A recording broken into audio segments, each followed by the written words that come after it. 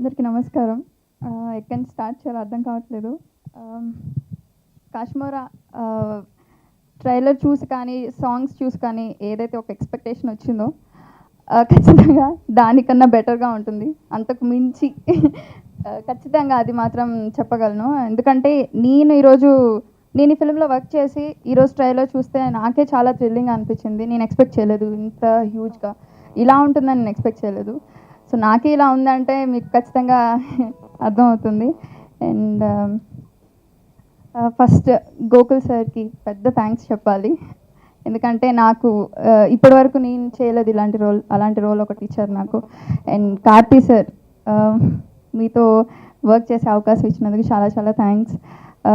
చాలా sweet person, very hard working. And ఈ experience నేను ఎప్పటికీ మర్చిపోను. And Om sir, thank you so much for being so sweet always. And everyone, Sabu, Prabhu sir, everyone.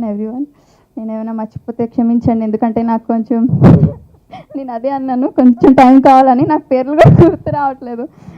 And ఇక్కడికి first నాకు ఎక్కడ problem వచ్చిందంటే మాధవన్ సార్ని చూసి వచ్చిందని. నాకు చాలా చాలా ఇష్టం, నేను పెద్ద ఫ్యాన్ సార్ మీకు.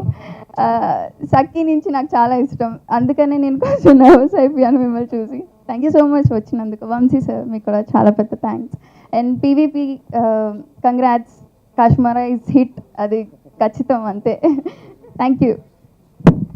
Movie that makes you forget that you're part of the industry, makes you forget that you know technically anything about this industry, and takes you to being that child once again, where you look at it and I want to hold my father's hand and say, please, I want to go see this movie.